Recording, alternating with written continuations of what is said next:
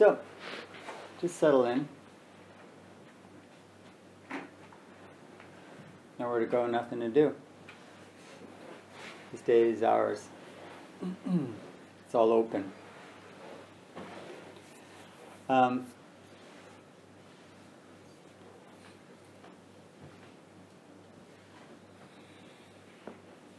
The topic, or sort of the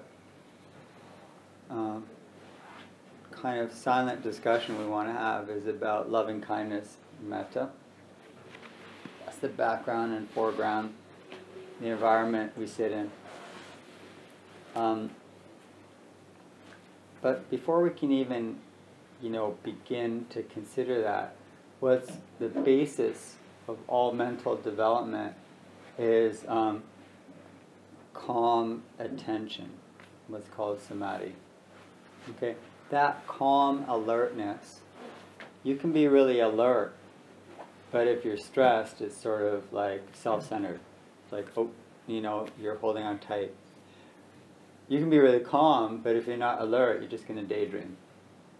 So, calm alertness is the basis for being able to cultivate anything of positive value. Because then you can see when things are disturbing, and the calmness of your breath and posture will allow you not to get upset about disturbing thoughts. But if you don't have the breath and the calmness, then when disturbing thoughts arise, which they will, you'll start to judge them, and then judge yourself. So the calmness is needed to be able to see things from a little bit of distance and say, oh yeah, that's a well-known pattern. Hello. So, here you are again. But the alertness, the mindfulness is really necessary, because otherwise we don't know what we're doing. Could just be lying on a beach and watching the clouds go by, but with a sense of attachment to our own pleasure. So, the alertness is being able to see what's happening. The calmness allows you not to get involved with it. Okay? Because you have something that will keep you here in this nice place, which is your breath. And the nice place is your life. Okay? It's your life. The basis is that you're alive. If you can breathe, that's a good sign.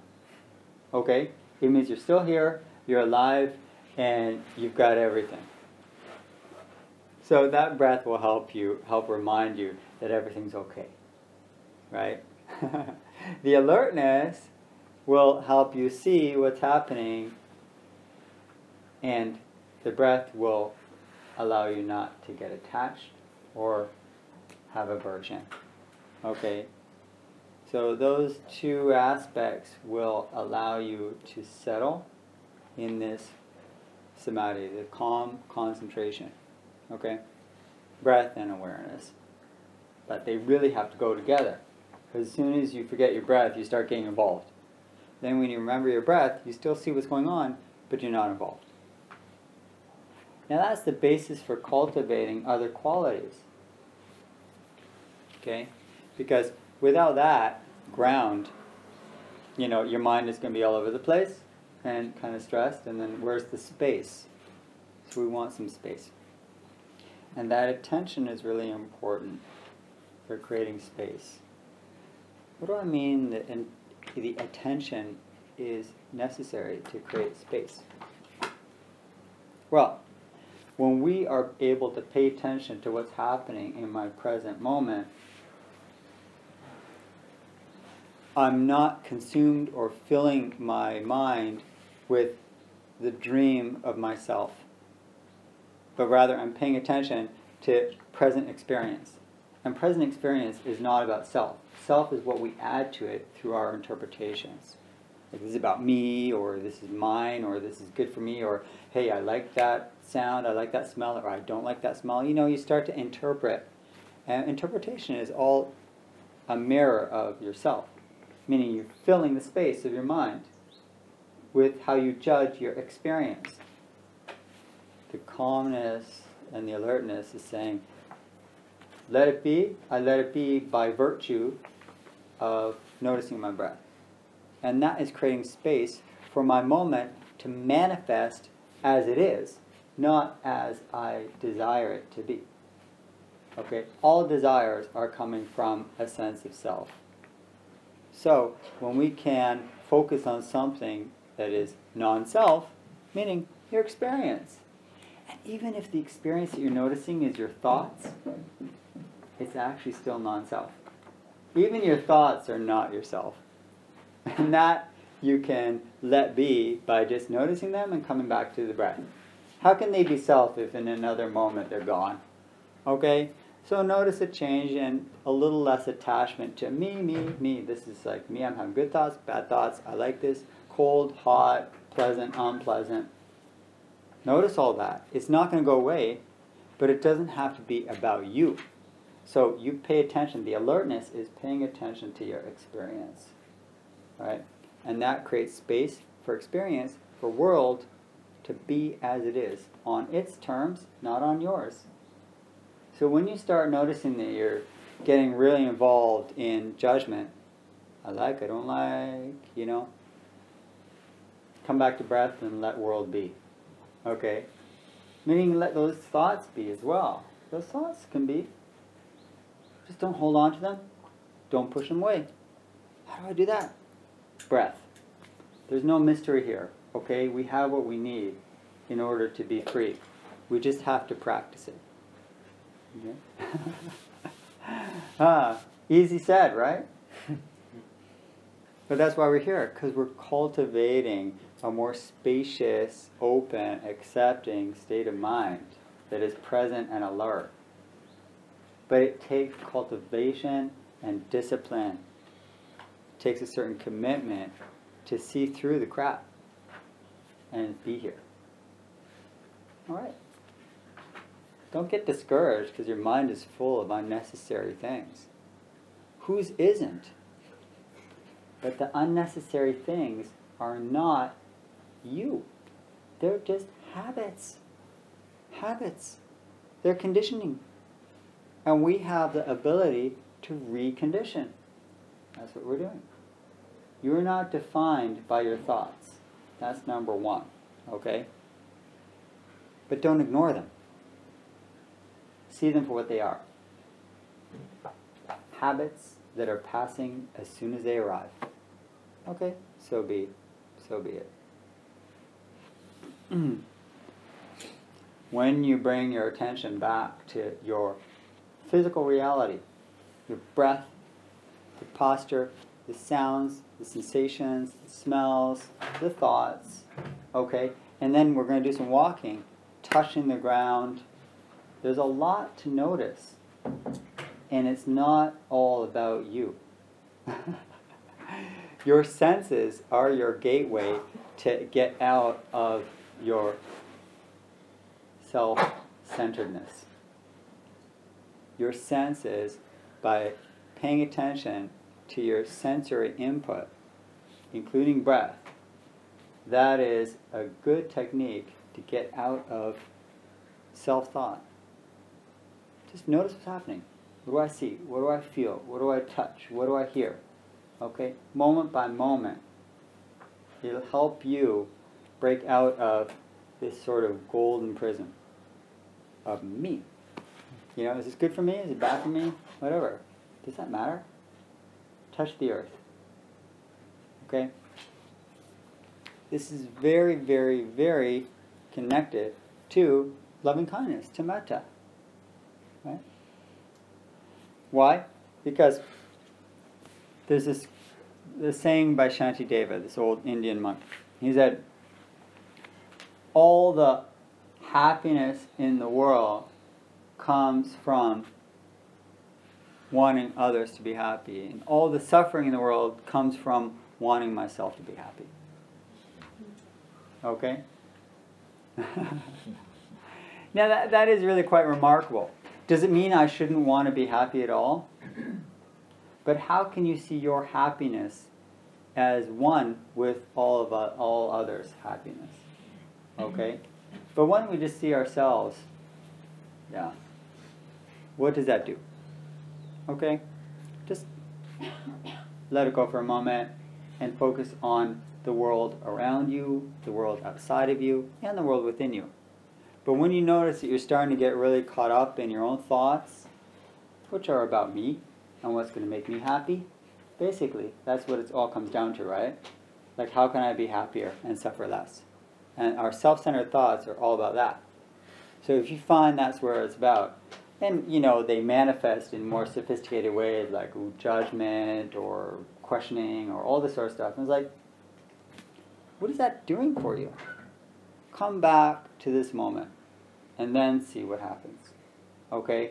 And the technique for coming back to the moment is remembering through your physical experience, right? Touch the ground, hear the sounds, breathe the air, feel the coolness. You have 6 senses, okay? What do you smell? What do you touch? What do you hear? What do you see? What do you taste? And what do you think? All those senses are your gateway to, I have to say, liberation. Liberation from this small self to a bigger sense of being in the world. So, enjoy it. And anytime you see that you're starting to be caught and trapped in all my thoughts and self-evaluation, judgment, whatever, me. Okay? You have all these 6 gateways to take you out.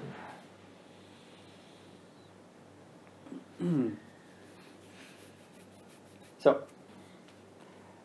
we're going to continue practicing, cultivating that.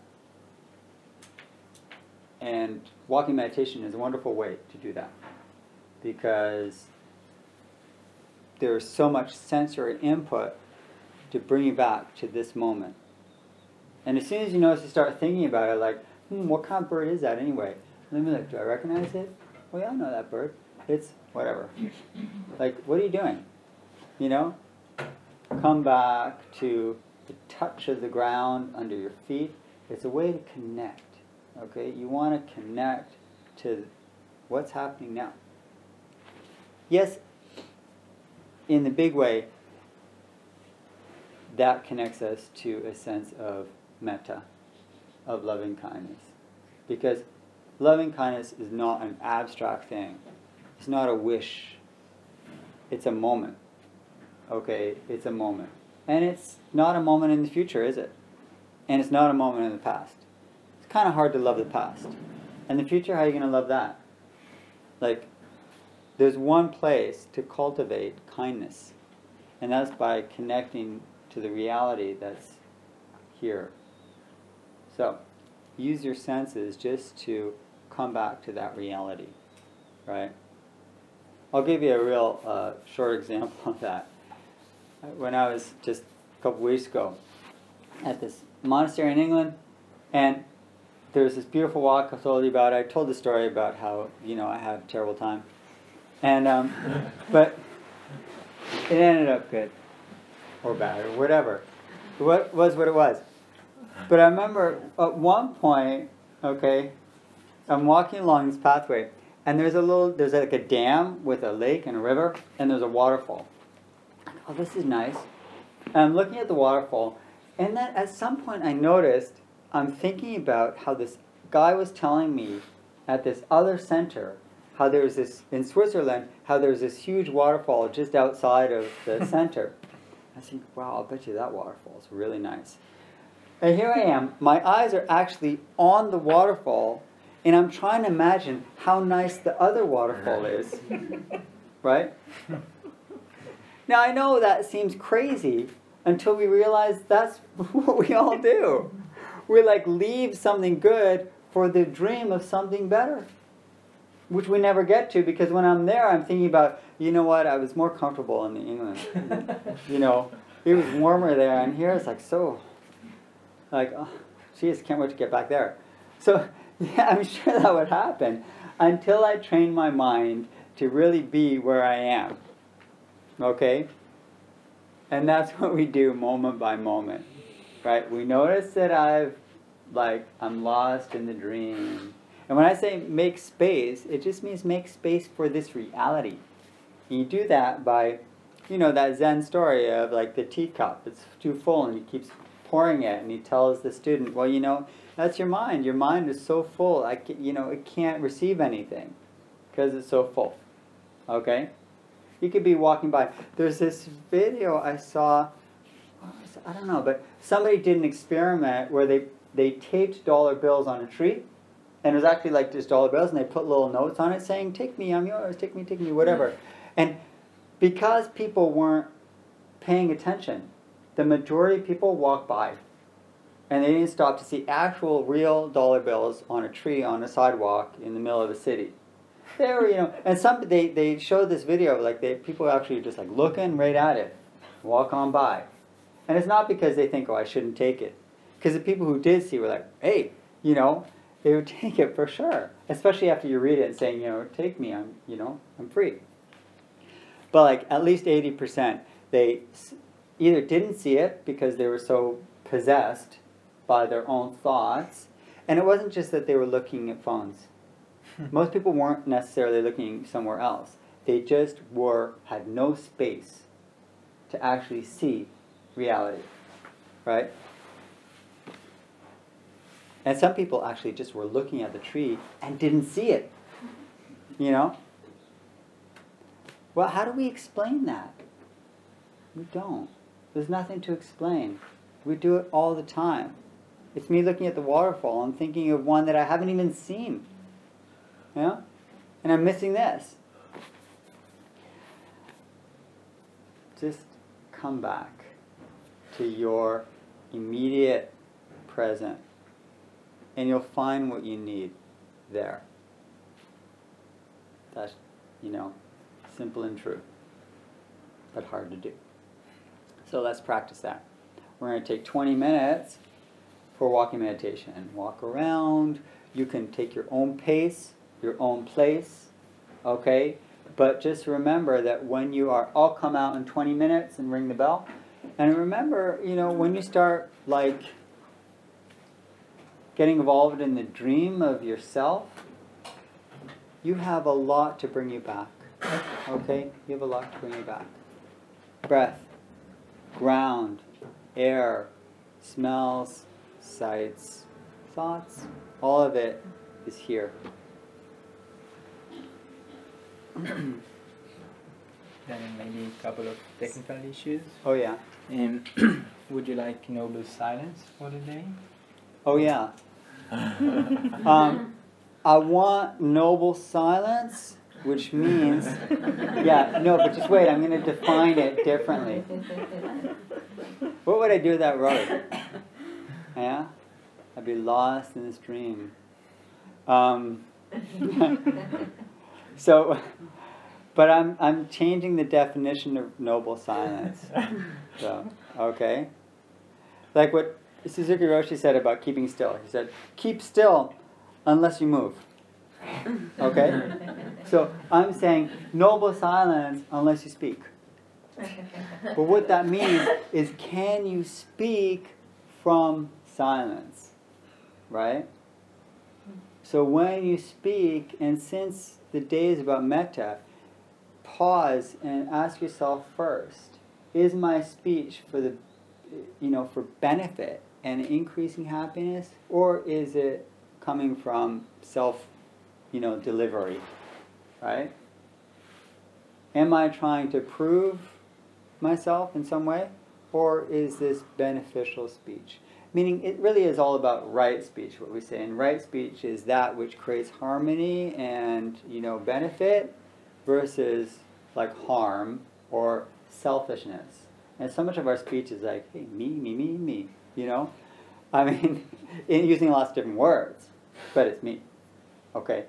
So, noble silence will be kept in this way. Speak if you can improve silence.